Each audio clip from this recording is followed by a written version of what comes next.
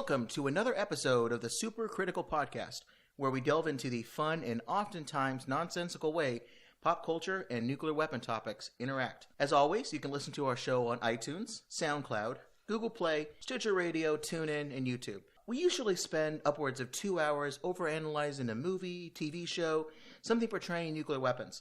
But today, we continue our Mini-Nuke episode series.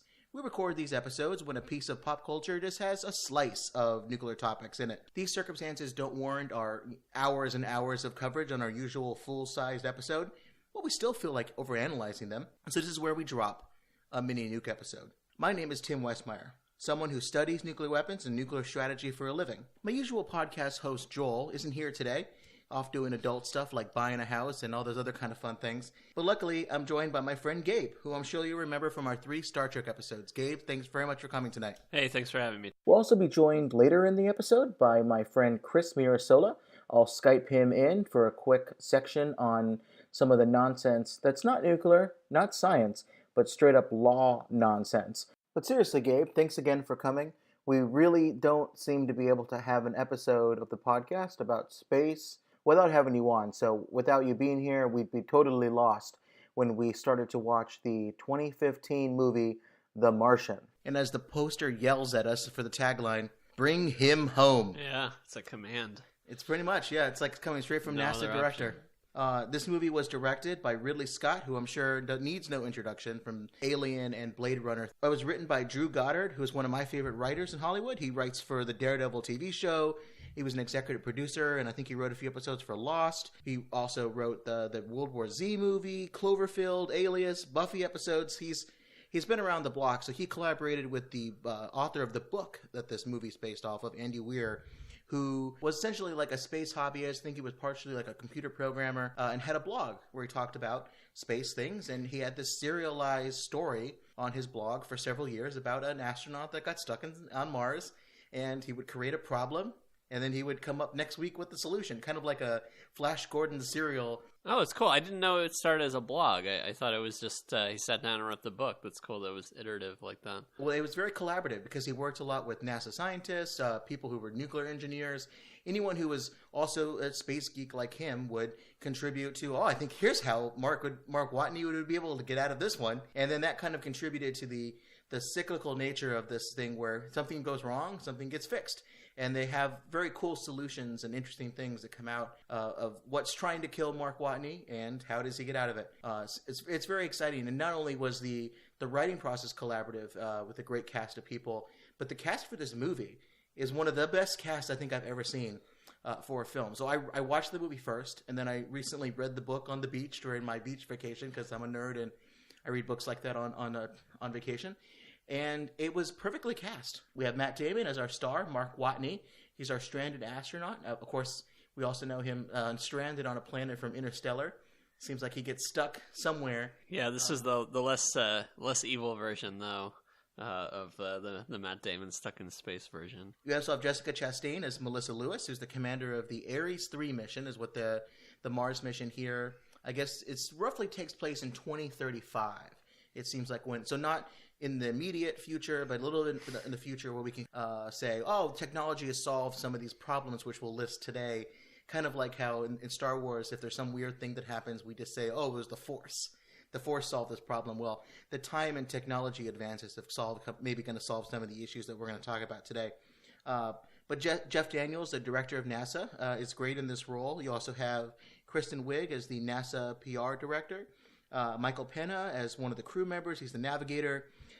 Kate Mara, Sebastian Stan, all these great actors in this movie, and it's pretty impressive the number of people that they get. They even get Sean Bean of Game of Thrones and Lord of the Rings lore to come on as the NASA flight director. Which is ironic because he has a crippling fear of flying. So. No kidding, really? Yeah. So interesting that he's the flight director. Well, he's on the ground. He's not actually to go up there. There he sends those people to do his work for him.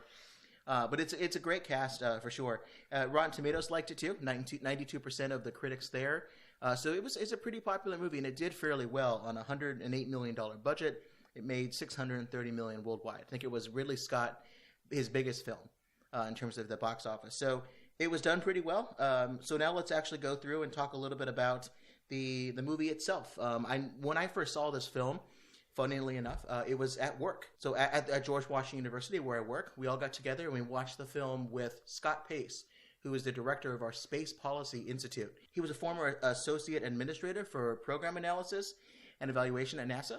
He's been working essentially on space policy at NASA or some sort of NASA or space-related field for decades. So we did kind of what we do on this podcast. It was pretty fun. Watched the movie, and he pointed out, and we did basically like a Mystery Science Theater 3000 kind of riff. Here's what was right. Here's what was wrong. A lot of pausing the movie as we're watching it.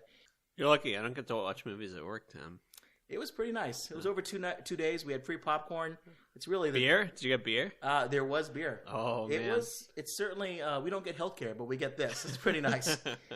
So let's go through the plot pretty quickly. Usually Joel would do this, but I rewatched the movie recently, so I can kind of go through, and you can kind of interject when you remember some things that I'll be forgetting. Warning, warning, warning. Nope, that's not your low oxygen alarm.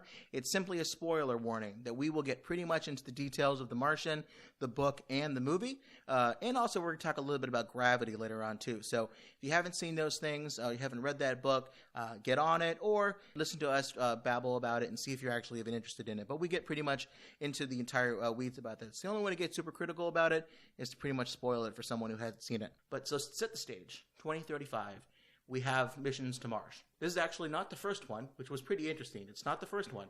It's the third one. So we've already done this a little bit. It's just the continuing science of everything. So we kind of have a sense of how this is going to work. It's the Ares mission, Ares 3, but something goes wrong. There's a storm. There's a massive, fierce storm that has reached way levels higher than what is acceptable for NASA. The MAV, the Mars Ascent Vehicle that they use to get back up to the big ship, the Hermes, that takes them back and forth between Earth and Mars, that's about to tip over. They need to get up and out. They try to get out. Poor Mark Watney, played by Matt Damon, gets hit by an antenna. Those flying antennas, if you don't tie them down right, knocks him out. Everyone thinks he's dead, so they leave. Can we just stop here and point out what a trope the Martian dust storm is for any movie involving Mars or any TV show involving Mars? There's always going to be a dust storm. Red dust flying in your face. Exactly. It's going to happen. Well, we'll talk a little bit about why maybe that wouldn't actually happen, but it certainly happens in movies quite a bit. So Watney gets left behind when they think he's dead. Turns out he's not. He has to essentially live on Mars for quite a while by himself, not knowing if anyone knows he's alive. What does he use to stay alive, Gabe? Well, he has a whole host of things, materials that were left behind, but he basically needs to use science to survive, to make best use out of those resources and create some new ones. The magic of science. Exactly. He sciences the shit out of this stuff, as he says. NASA eventually finds out that he's alive. They take some satellite imagery, notice some things have been moved around. Ultimately, they're able to communicate with him because Mark does some pretty good thinking. He finds the old Pathfinder rover, which had been sent years previously and no longer was working. But he was able to grab it, plug it back into a new battery, and was able then to communicate with NASA.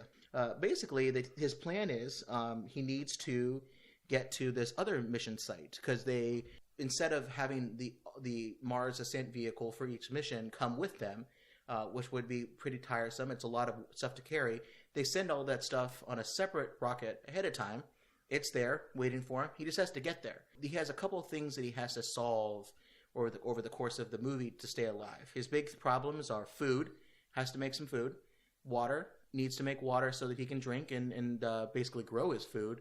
As the planet's best botanist, as he refers to himself a number of times, he's quite good at growing potatoes, which we'll talk a little bit about that in a second. He needs heat to keep warm on this mission in the rover to get from his HAB site where he is living to the other site, which is 36,000 kilometers away. Takes about, I think, in the book, it took about 50 days for him to get over there. At least that was the plan.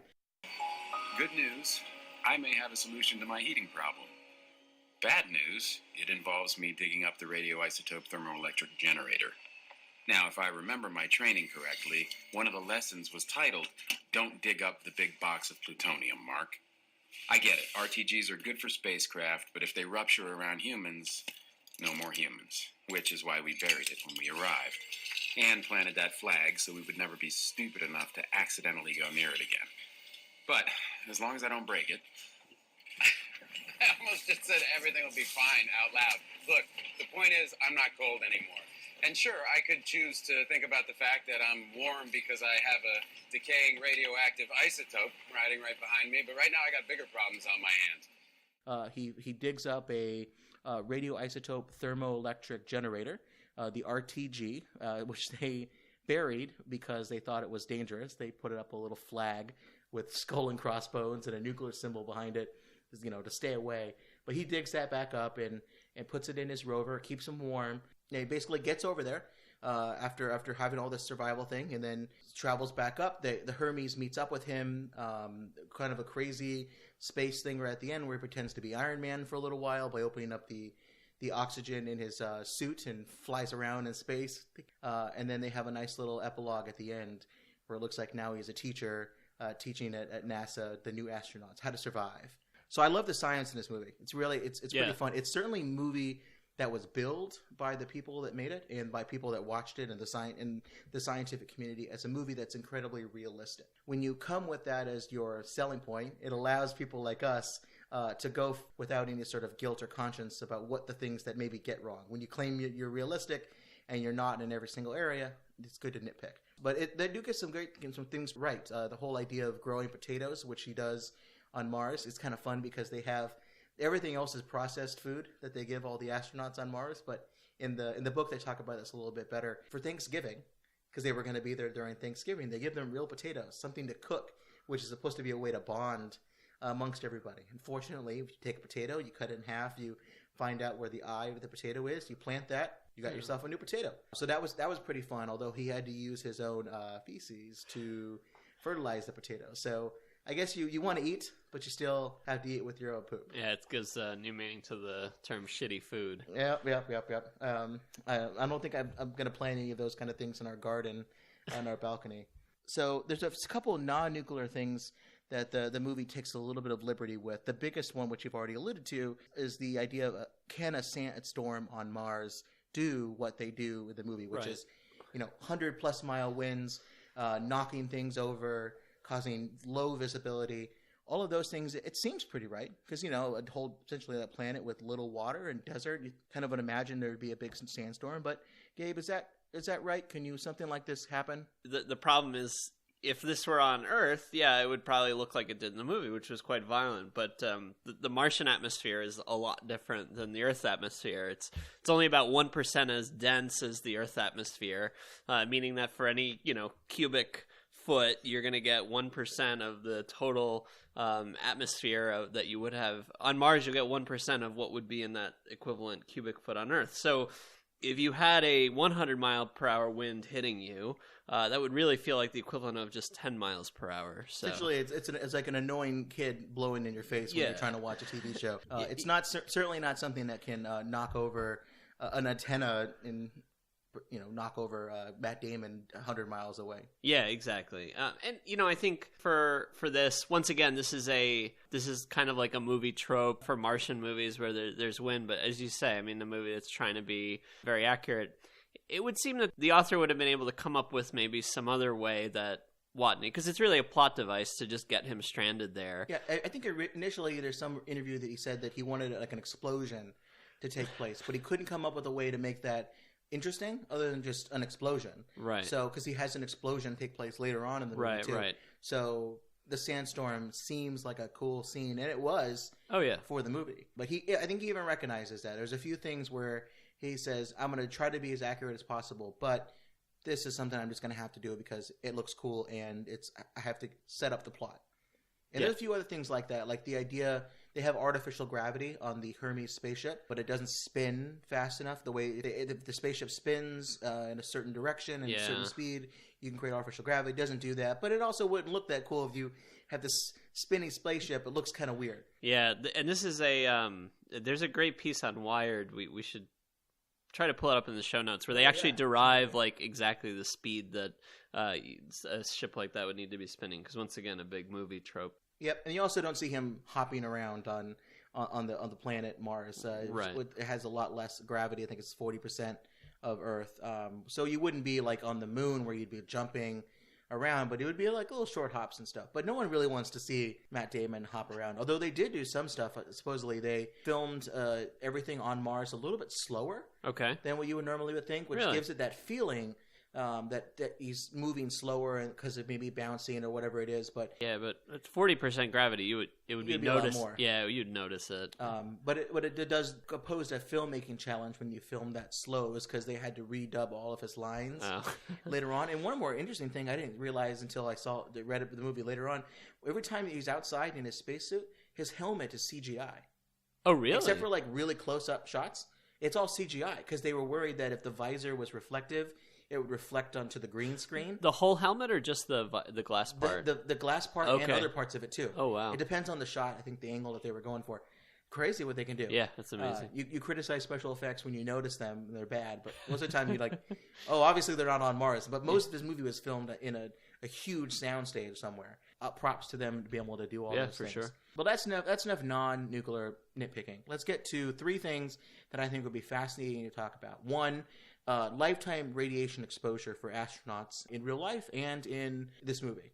2, let's talk about that RTG, Radioisotope Thermoelectric Generator. Are those things real? The movie poses them as a huge danger to the point where you would bury it, yards away, with the crazy flag that's skull and crossbones. Well, what do they do? Are they actually dangerous? And the third thing is the idea of using nuclear power to travel around in space, to get off the ground on Earth. And once you're up there, how do they do it? Before we finally talk about the movie overall and kind of what we thought about it. So let's get started. Lifetime radiation exposure for astronauts. This is a really big challenge for people that work at NASA. That was the biggest thing that Scott Pace mentioned over the course of our discussion at work. That's a huge problem that NASA is going to have to solve if it's going to want to do anything close to go to Mars. Because actually a lot of the International Space Station is still within the Earth's atmosphere enough that a lot of those cosmic rays, those radiation sources, either from our own star or other stars exploding, producing radiation in space, it's still protected in the International Space Station. And even in terms of going to the moon, it's such a short trip that astronauts can kind of go back and they can do multiple trips back and forth. But every astronaut still has a lifetime limit that NASA will track anytime they go out on their EVA missions outside in their spacesuits. They have to have a dosimeter on their suit, and NASA will keep track of it. And they don't let any sort of risk more than 4% of simply if you were living on Earth, like a 4% more of a chance of generating cancers or other kind of radiation sicknesses. Once you reach that point, it's like 3 to 4%, they don't let you go up anymore. And you're capped from going into the future. For the book, Andy Weir, the author, said, well, sometime between now and then, they've invented some kind of magic suit fabric that protects people from being able to survive. Mark Watney would have some sort of protection when he's in the HAB, that inflatable, essentially a home that he lives on Mars. But once he's out walking about and in the rover, those kind of the places is really where you would have to worry about radiation exposure. Even the best writers can pull a rabbit out of the hat sometimes and get away with it seems. But yeah, pretty much. The quote he has from him is, in the book, they have this really thin, light, flexible material that blocks all radiation. There's nothing even remotely like that in our real world. That was the magic I gave him so the story could progress. Otherwise, Mark would have different kinds of cancer. Surprisingly enough, the people on the Hermes mission, the rest of the crew that left Mark Watney for dead, they would actually have a larger risk than he would. Because when you're standing on Mars, fortunately, the Martian soil, anything below you, is blocking the radiation from the rest of the universe. It's interesting. I'm watching on National Geographic. They're doing this series called Mars. I think Ron Howard is involved with it. And actually, this radiation thing is a major plot device there, where one of the, once again, spoilers for that show, but they actually, a major part of that series is them trying to find an underground cave where they can establish the first human colony. And that's a lot of what the futurists that want to go to Mars say. You don't build above ground things; you go underground. So that's cool that the show is recognizing that. It's interesting because this show has a lot of these other tropes, sandstorms and the no gravity, but to include that, it's kind of cool. So Dr. Ron Turner, who's a distinguished analyst at ANSWER, which is a public service research institute in Virginia, he watched the movie and he read the book and he has some things to say about radiation. He said, while Andy Weir, the author, does a good job of representing the threats faced by Mark Watney stranded on Mars. He is silent on the threat of radiation. Not just to Mark, but particularly to the crew of the Hermes, as they execute a daring rescue mission that has more than doubles their time and space. This guy, Dr. Turner, estimates that Watney's radiation dosage is actually translate to a risk of cancer, in addition to the 3% standard that NASA sets, between 0.25% to 3.25% additional risk of increasing of cancers or other kind of illnesses that can come about from radiation exposure, which could have neurological problems that generate similar symptoms like Alzheimer's or reduced immune efficiency disorders and those kind of things. And even the people on the Hermes crew actually could have an increased risk on top of that initial 3%, upwards of 7.6% additional risk. These are pretty big numbers when it comes to whether or not they can survive for a normal life once they get back on Earth. In the epilogue, it certainly seems like he's getting ready to go on with his life. I think it says day one of his new life being a teacher, but it's sad to think about. But it doesn't. If they follow the rules of radiation, he's going to have some problems coming forward. And especially, the thing that's sad, the crew too is also going to be suffering some things. But I think it's an important thing for people that watch these movies and read the book to know that radiation is a problem for astronauts and for NASA in real life too. So what's next, Tim? So I think next on the list was the RTG, which was the other nuclear issue in this movie. Yeah, let's talk about that. I thought that was one of the cooler parts of the movie for me. Well, the movie has just a few scenes about it, but then when I read the book, it's a huge portion of the book. Right. He does some fun stuff with this RTG. He uses the heat not only to keep his rover warm, but he puts it in water and has a bath. Because he's pretty stinky and he doesn't have a chance to. He has like back problems in the book because he's lifting all these heavy things. Yes, he has a hot tub. No, it's also the source of some good gallows humor, if I recall from the movie. So it's great. So let's talk a little bit about the RTGs because you've been following the RTG community because you said you used to work at NASA for an intern. I interned at NASA in college. I didn't do any science there. I was in the history division. Still, that's pretty cool. Yeah, no, it was cool, but still got to poke through the archives and see some of the old, Mars stuff. And this is actually a technology that goes back to the 50s. It was invented in the 50s, and I think first used in the early 60s. Yeah. It was invented in 1954 by Ken Jordan and John Bearden. It was such a great invention that it got them into the National Inventors Hall of Fame. Oh, wow. So that's a pretty good start to your career. It generates heat through the decay of a particular isotope of plutonium. This is important because normally people associate plutonium. It's green, it glows. You use it in a nuclear bomb. Well, there's different isotopes of plutonium. The one you use in a bomb is 239.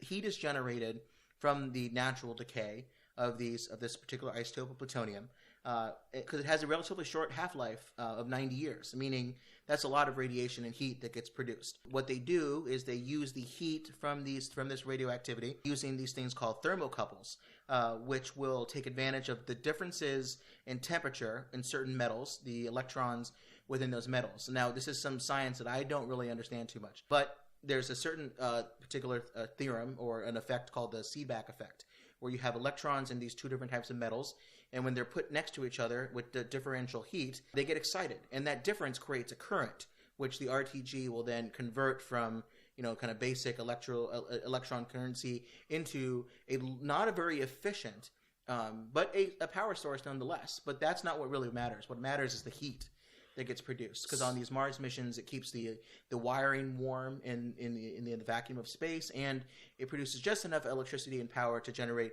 these long distance missions that NASA uses them for. So for those out there who aren't maybe as hardcore as you are, how would you explain the difference between this kind of small version and say like a big nuclear reactor that has turbines and everything? They're completely fundamentally different reactions. An RTG does not produce fission, and that's how a nuclear power reactor works. So you try to generate additional fission the way you can align the plutonium, which is not plutonium-238. It's other types of plutonium, or mostly uranium. It depends on the type of reactor and all of that. But it uses fission to basically heat up water, and that water turns into steam or in other ways, but it turns into steam in some way, and that generates traditional turbines and generation of electricity. This uses this low, inefficient heat transfer to produce the power source itself. Really fascinating things. There are no movable parts in an RTG. Everything kind of operates by itself. They've used these things in a lot of different missions. First used for a navigation satellite in June 1961. And by the count that I read, over 45 RTGs have been used on 26 space systems by NASA. NASA was even trying to think about ways of using them for pacemakers inside your heart, because it's better than in a battery. They'll last longer.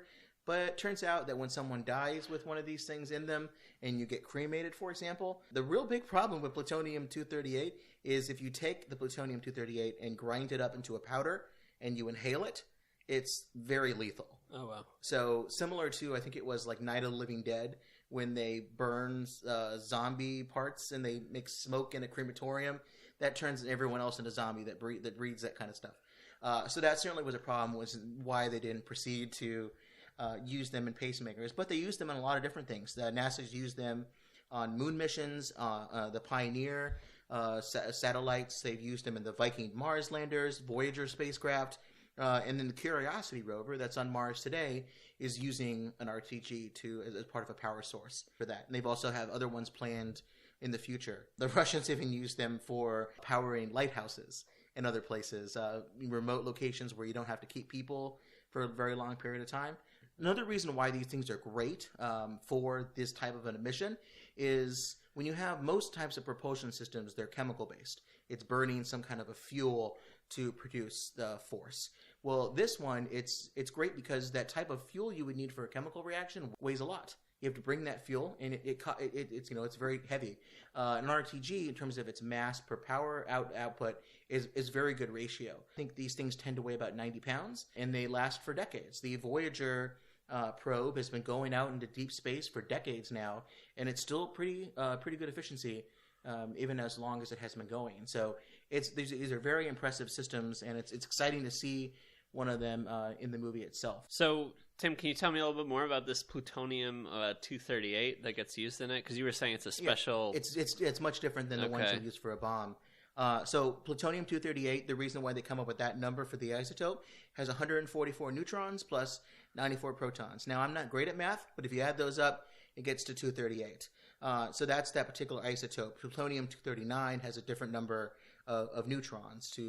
It's that other isotope there. So this was actually the first isotope of plutonium that was discovered, essentially created. Scientists knew back before the Manhattan Project that there could be these heavier... So every time you get up in the numbers, like 238 plutonium, that's a heavy element. Like hydrogen is the heavy. lightest. Heavy meaning... Heavy meaning that it has a larger number of protons. Okay. So hydrogen is one. So if you remember from your high school, you're more advanced in this as geologists and all this stuff, but if you know your different elements, hydrogen is very light, and plutonium and uranium are pretty on the higher end of that. So they knew these things existed theoretically. If you just add a couple more new protons, you get these heavier isotopes. Plutonium-238 was actually the first one that was created. It was created by a physicist on the Manhattan Project named Glenn Seaborg.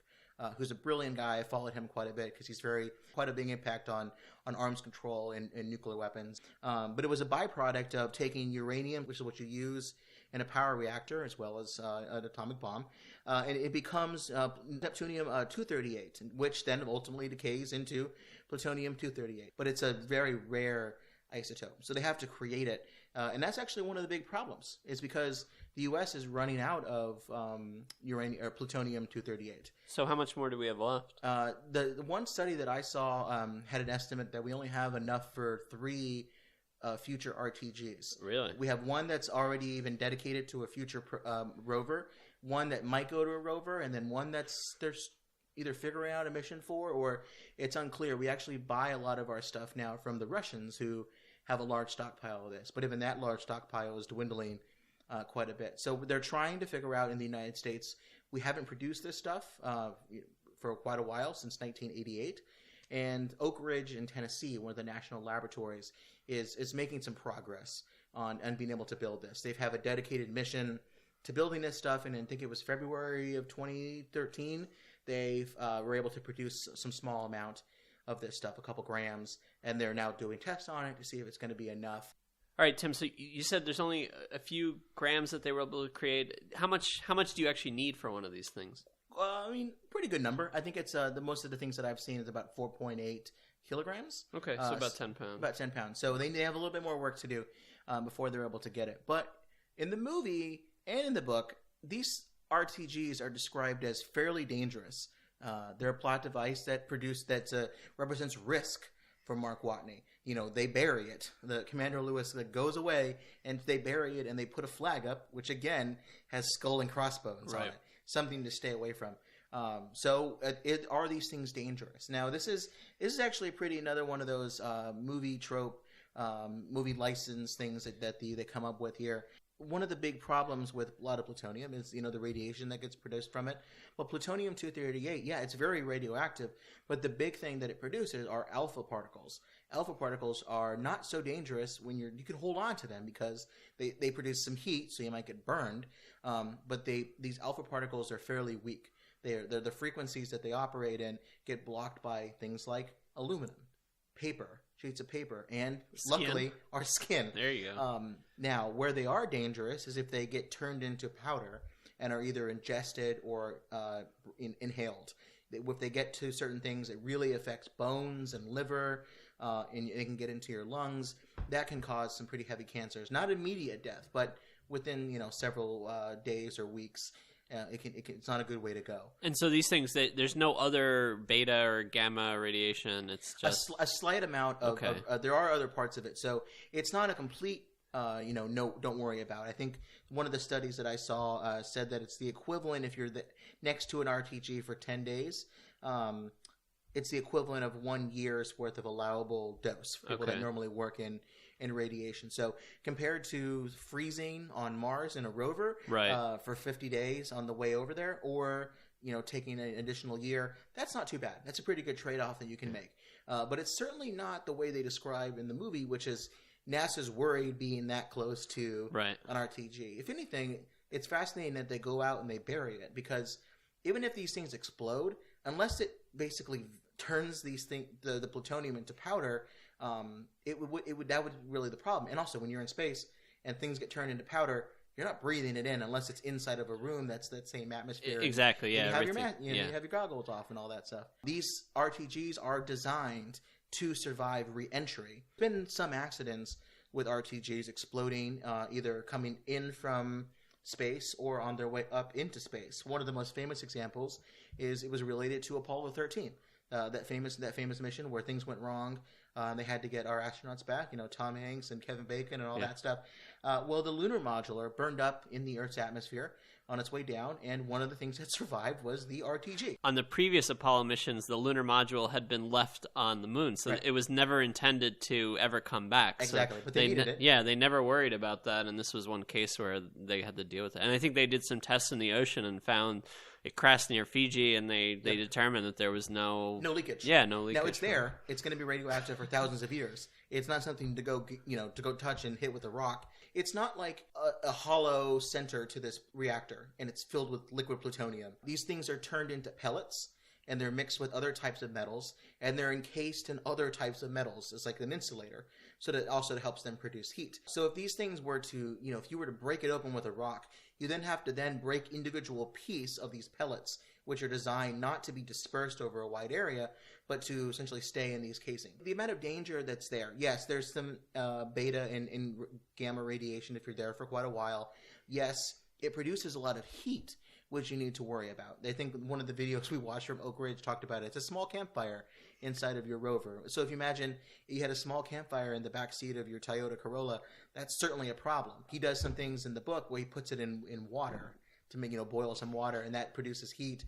I think in the movie he just wraps it up in some Mylar or something, and that reduces the heat. So these are the things you worry about with an RTG. It's not, you can stand next to it and you can hold on to one of these things and it won't kill you immediately. There's been a few other examples. One of my favorite things that I came across here is there was an RTG that was lost in the Himalayas in India. The CIA supposedly put one up to power a monitor to basically tested Chinese rockets that went up and tried to check the telemetry data on them, little sneaky spy stuff.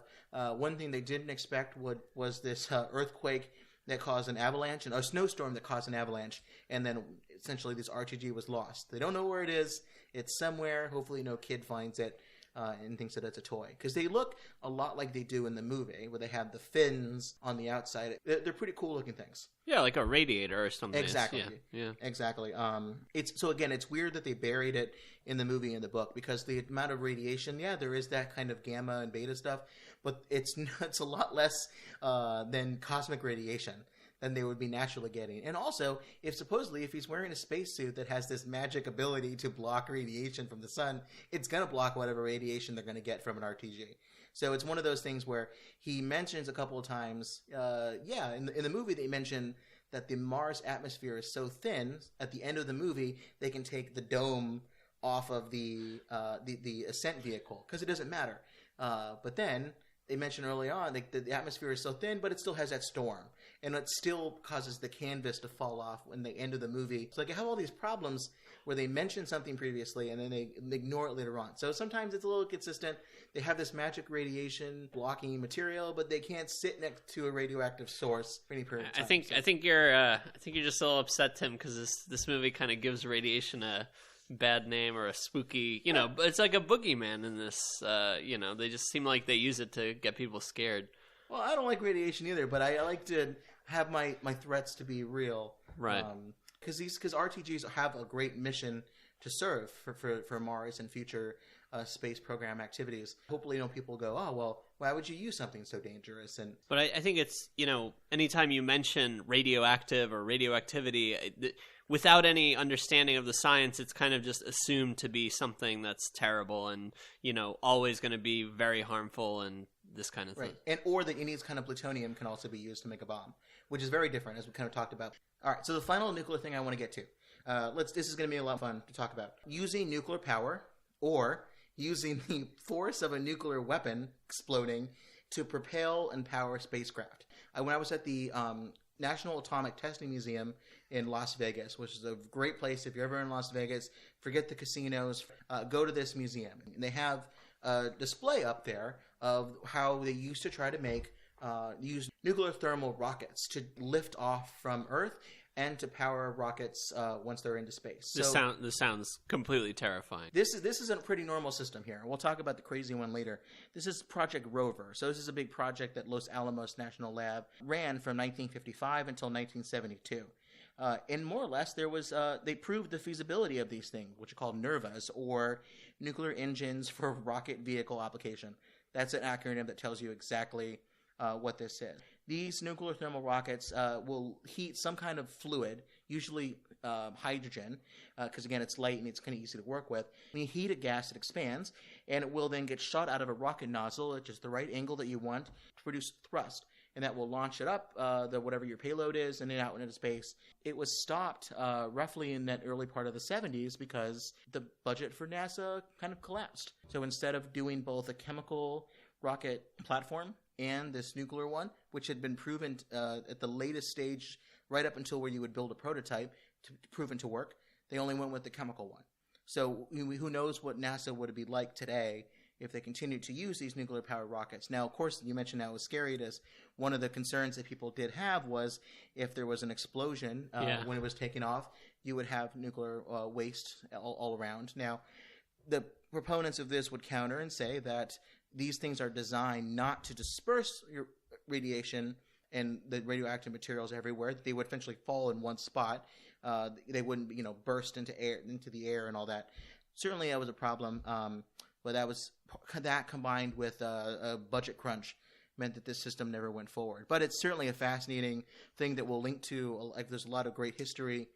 Some of it's from NASA and from other sources about why these things didn't go further than essentially the design stage and didn't get to that prototype stage. Yeah, that's amazing. I mean, do you think this kind of thing could ever be used in the future? Is there any talk about resurrecting this, or you think the fears are just? Well, I think it all depends on what you want. Kind of what you want to give NASA the money to design these things. Yeah. And how, because getting off, essentially, getting from breaking the Earth's orbit and Earth's gravitational pull. That's the really hard part in terms of the amount of mass that you need for rockets.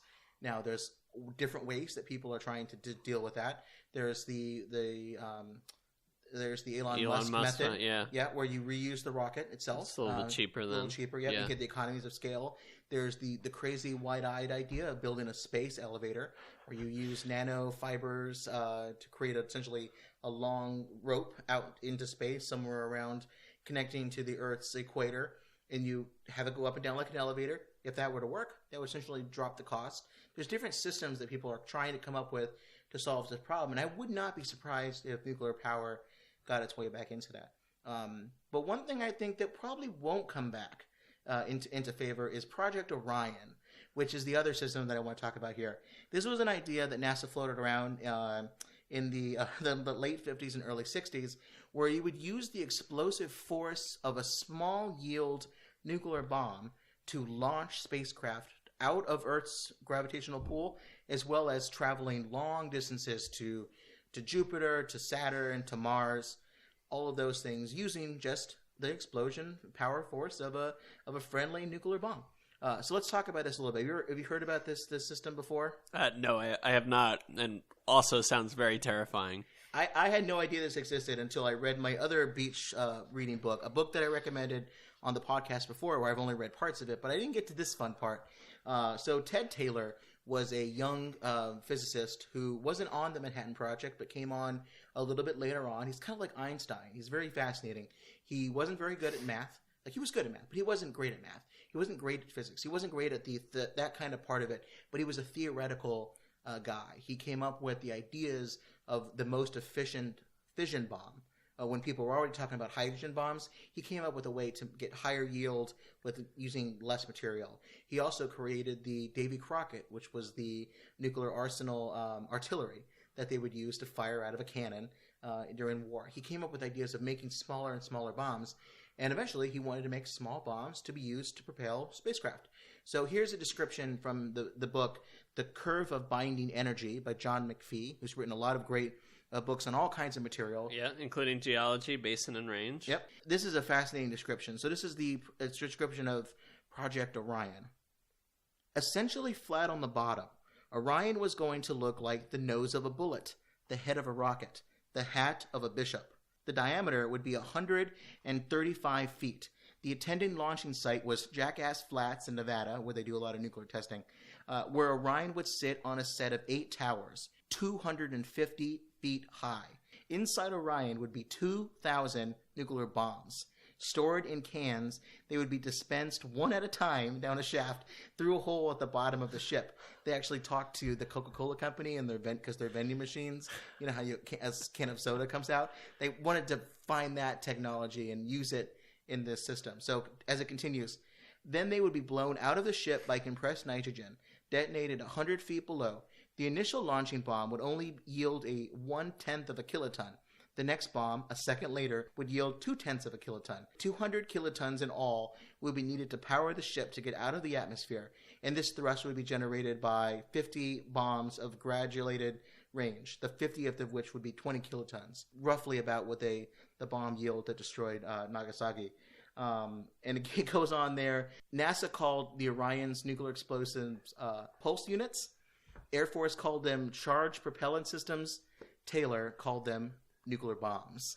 You would have this system, essentially like a nose of a bullet, and at the bottom of it would be flat and flared out a little bit. An explosion would take place of a nuclear bomb, a small one, a charge that was trying to go up. It would propel something like either water or hydrogen or plastic, some sort of force, so it's not just the shockwave. And a bunch of these nuclear explosions would happen, and it would get it out to space. Because theoretically, this would work. They did some studies using explosions and all that kind of stuff, and it was proving to work. NASA got pretty excited about it. The Air Force got pretty excited about it.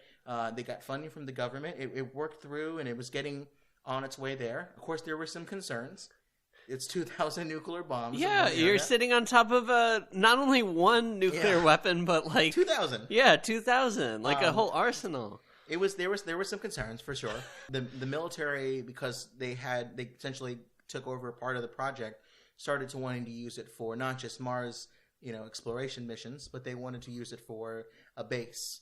that they would put up into space. Very scary stuff, similar to when we had our podcast episode on Star Trek, Assignment Earth, right, wanting to have orbiting space platforms. Yeah, exactly. Kind of similar to that. But this pesky treaty in 1963, the Partial Test Ban Treaty, prohibited the explosive testing or use of nuclear weapons in outer space. Once that happened, that pretty much put a damper on this particular project. I mean, this seems horrendously inefficient as well, because you're just detonating these nuclear weapons, like discharging all this heat and energy, and you just get a little bit of that upward. I mean, to get 20, how many did you say need to be dropped out? 20? It would take 200 kilotons to launch that up into space. So I think it's like 50 bombs, something along those lines, to get it out into space. But you have a bunch of other ones to use once you get up there to get you all the way to Mars. And was this supposed to be more effective or more efficient than a chemical, than the equivalent? Let's say you launched, however many rockets you need to get all this stuff up. That was certainly the idea, that it would be more efficient. And you do a lot with when you hear in The Martian. They talked a lot about when they wanted to create the Iris probe, or the Tiantian later on, the China version of that. They had to worry about mass. Like, what are they going to put on the payload to make it go fast? If you wanted to go faster, you need a more powerful rocket or you need a smaller payload. Well, the people, when they were designing this system, thought that the amount of lift that they would get with using a bunch of nuclear bombs was so big that they wouldn't even calculate mass anymore. They were going to have these essentially giant office complexes that had kitchens and recreation areas and all of this like stuff that they would just bring up there with them. They wouldn't make their own water. They wouldn't recycle urine, as they say in the book. They would just bring more water because they had all this weight to be able to lift up. Once they got it up into space, then they would stay up there and they would go back and forth to the various planets that they wanted to deliver. Now, it's certainly, it's a very ambitious program. It lasted there for quite a while until it was shut down in 1963. But it's fascinating because it came from a guy who wanted to work on nuclear bombs because he thought if the U.S. could build these bombs and the Russians would build them too, mutually assured destruction would set in. No one would ever want to use them. But then he ultimately, after quite a while working on these things, became disillusioned and no longer thought that was a right mission. He was building these bombs that just got closer and closer to being possibly used. These smaller nuclear bombs, which he thought would be the way to maintain a deterrent. Now people are worried, well, if you can have a bomb that won't destroy an entire city, but maybe just smaller targets, you make it more likely to use them, which then could escalate to a larger war. Right. So then he shifted all of his focus to space-based things. As crazy as it sounds, if you told somebody 100 years ago that we were going to, have sent somebody to the moon or we would have an orbiting lab up, International Space Station, it would probably be just as incredible. So, yep.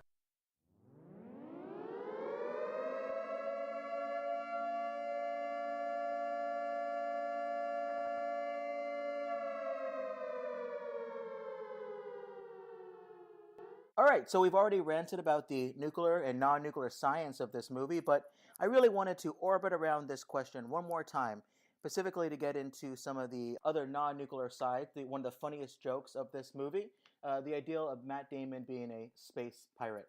So I called up my friend Chris Marisola, who's a student at Harvard Law School and the Kennedy School of Government, basically an all-around space maritime guru. So we had this conversation when we first met in China, on a long bus ride, kind of the weird things about The Martian. Chris, thank you very much for coming on here, and I want to hear some more what you think about this space pirate nonsense. Yeah, no, thanks for having me on. So I mean, like, I was going through the quote again after you got in touch with me, and it's like it's not completely wrong, right? It's just like 90% wrong. So not bad for law. He says that in outer space, countries can't appropriate sovereignty, right, over extraterrestrial objects, and that's entirely correct. In the Outer Space Treaty, which is super short, it's like 4 pages long, it says that no country can be a sovereign over any kind of extraterrestrial part of space. So the moon, asteroids, including Mars. So that's good. The part that is not right, unfortunately, if you were looking for space pirates, is the maritime law analysis. So basically, most maritime law comes from this treaty that was signed in the 1980s, the UN Convention on the Law of the Sea. Which the U.S. has not ratified, but we've signed it? There we go. Yeah. So we signed it. We've wanted to ratify it since the Clinton administration. we're just not into it. I guess the Senate's just like, nah, thanks. It was like negotiated over the course of like 20 or 30 years. It was absolutely ridiculous. It's a massive, massive treaty, like 300 pages long. So it's like a constitution for the oceans, right? And so basically what it says, you have different rules that apply in like maritime zones that are measured from a country's coastline. Okay. Right? So you have the coast, and then there are like 3 or 4 zones that kind of go out from the coast. The closer to the coast you are, the more control the country has. The farther away you go, the less control the country has. So what happens is all of those laws and rules are kind of dependent on those zones. And unfortunately, if you're on Mars, where A, you have no water, Yeah. at least that I know of, and B, you have no countries, you then C, have no rules. So the rules just like don't apply as a matter of like the treaty law. It's a funny joke for him to call himself a space pirate, but it looks like it here. The law just doesn't really match up that well. Yeah, no, it doesn't quite match up. I mean, like I like laughed when I was watching it, and then I was angry. It was like an anger laugh. You know what I mean? I mean, like, so he is right that, like, in the intermediary time when he's not in one of those vessels, there is no international law really governing his behavior. But there's a part of the Outer Space Treaty that says that his behavior in space is under the United States' jurisdiction. Why is that? Because basically, what the treaty wanted to do was make sure that all activities in space had a state who was responsible for it, right? So, you know, if you do something and a ship explodes in outer space and it lands and, you know, destroys someone's car in Tanzania, even if that space shuttle was a private space shuttle, the United States is liable because, you know, we need a system for states to be kind of responsible for the actions of all these different things happening in outer space. When our Martian is on Mars, his activities are under United States' jurisdiction. And so when he commandeers the vessel, he might be like violating U.S. domestic law. I don't think that NASA would like prosecute someone who is like... Probably not. He seems like he's a national hero now. Right, just a little bit. Okay. So one of the things that I thought was interesting, because I read the book recently on a beach when I was on vacation, because I'm a nerd and I saw a coastline when I saw that. Yeah. I was thinking about maritime law when I was on the beach. The book has an interesting difference between the movie. I don't know if you read the book before. Oh, no, I hadn't. No. But in the movie, he is in communication with NASA pretty much from once he gets Pathfinder working until he takes off from the Ares 4 launch site. But in the book, he screws up while he's drilling the holes to build something relating to the rover. He short circuits Pathfinder. So he's no longer able to be in communication with them. So it's this suspenseful, scary moment that basically before he goes on that long journey, he can't talk to NASA anymore. Oh. So in the movie, he's communicating the entire time. But in the book, it makes sense that he says, I was never able to receive explicit permission from NASA to get access and commandeer the Ares 4 launch vehicle. But in the movie, why wouldn't they have given him explicit permission?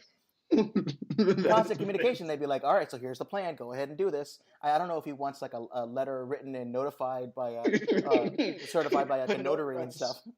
He would be a pretty good lawyer. He wants a notarized copy sent to him before he enters the vehicle. But it's interesting that in the movie they keep that joke because it's funny, but even in the context of if you ignore all the law side of these things and you just look at the scenario itself still doesn't make any sense. Again, I didn't get that until I read the book and also I had talked with you.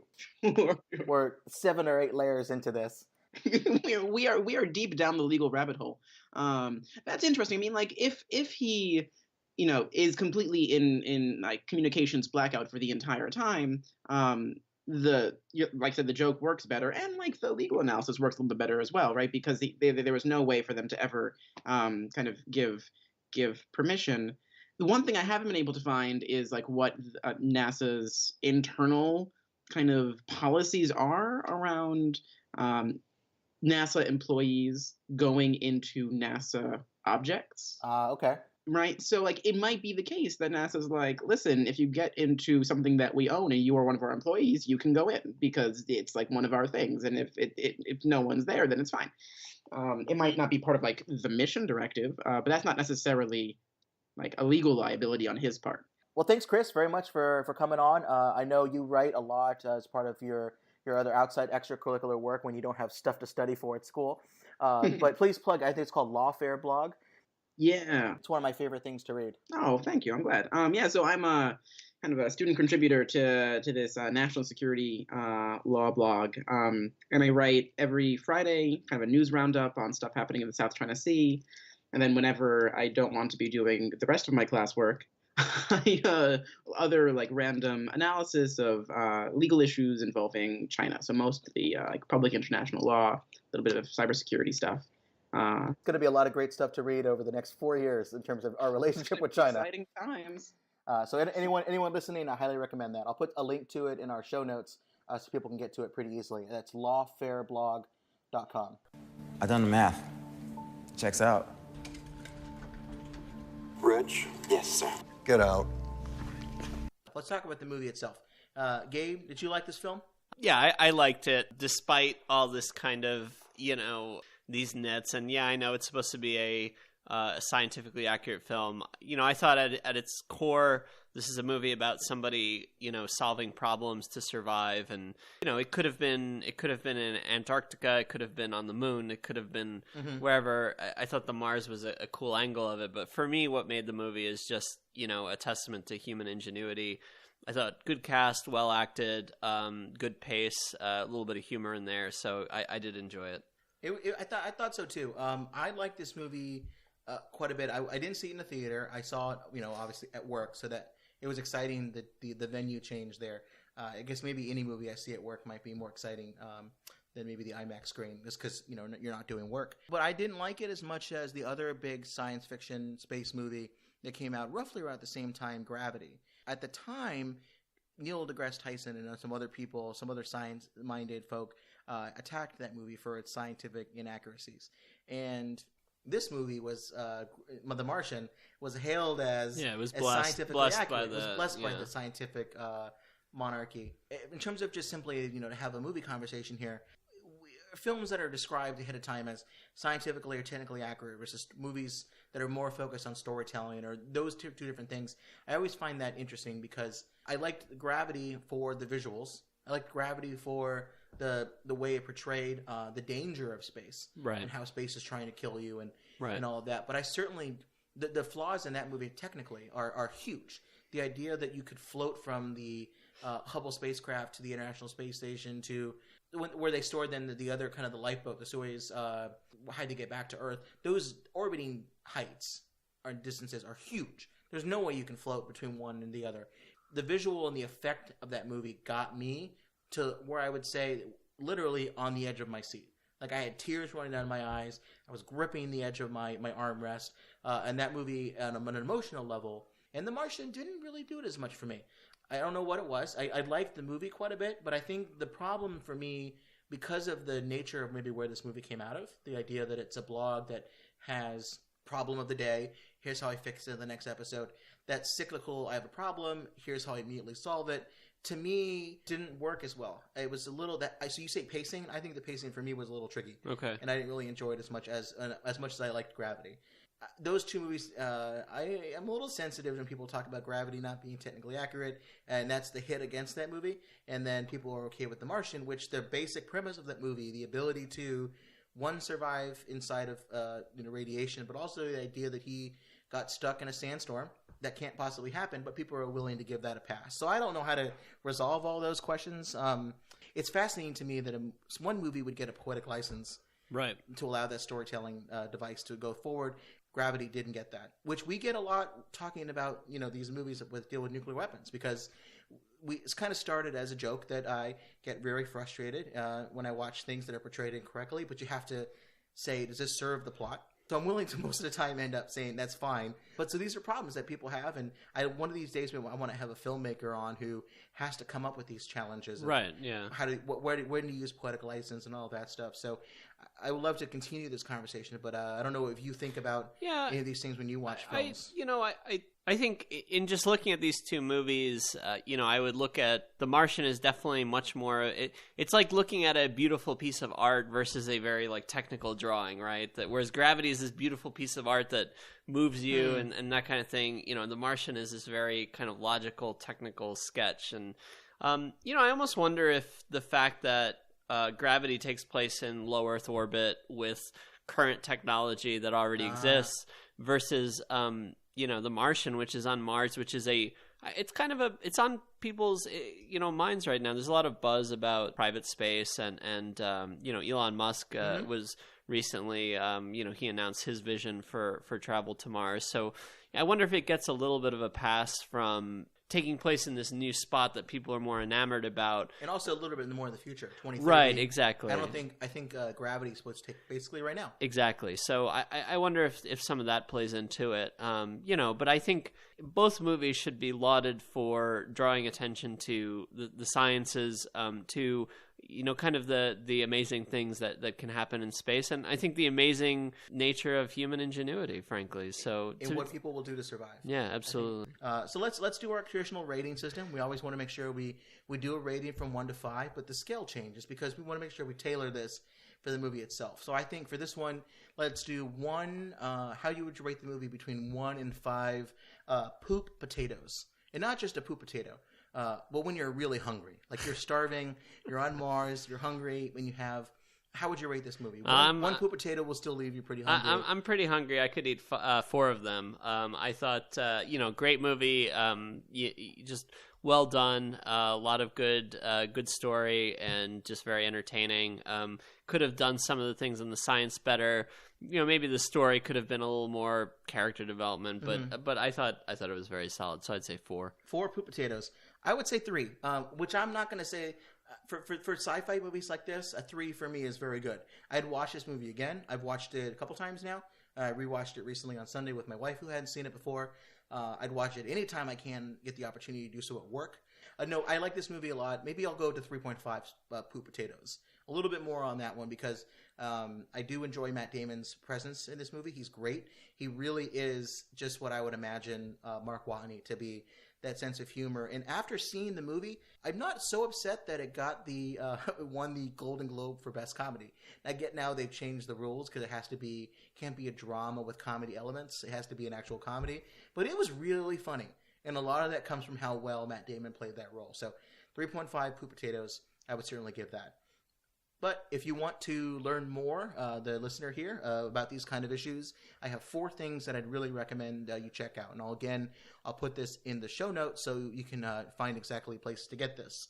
First, there's this great book that I'm working on right now by Timothy Jorgensen called Strange Glow, The Story of Radiation. He's a professor at my alma mater at Georgetown University. He studies and teaches on radiation medicine.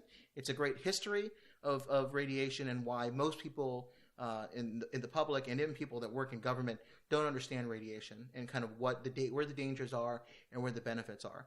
The second thing I have is a BBC documentary from 2003, which I think you can find a good chunk of it on YouTube. It's called To Mars by A-Bomb, The Secret History of Project Orion. You pair that with another book called Project Orion, The True Story of the Atomic Spaceship by George Dyson in 2002, and you would get a great history of Project Orion and kind of where it comes from and why they didn't continue it, and if they're maybe going to look at it again in the future if manned spacecraft or large missions to Mars might be a thing, or some version of it. Probably not exploding nuclear bombs to take off, but maybe some version of nuclear power in the future to power spacecraft. And finally, this is a book that I love. It's nonsense. It's just a futurist book about space colonization, but it's called The Millennial Project, Colonizing the Galaxy in 8 Easy Steps. It's by Marshall Savage in 1992.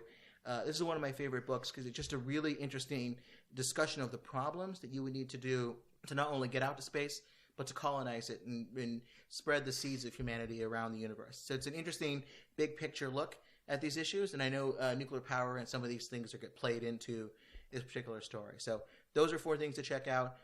They're right around the holidays. Put it on your Amazon wish list, put it on your Christmas list, and you'll find it maybe in your stocking. So, Gabe, thanks very much for coming down again. You're quite the all-star here when we deal with space stuff. So maybe we'll give you a little bit of a break and just go to some action movies instead. All right. Thanks, Tim. But thanks so much for coming. Thank you. Thanks for listening to another episode of the Super Critical Podcast. If you have any suggestions for future episodes or want to tell us what we got wrong today, there are a couple ways you can contact the show. We've got a Facebook page. We've got Twitter, @NuclearPodcast. We've even got an email account set up for this, supercriticalpodcast@gmail.com.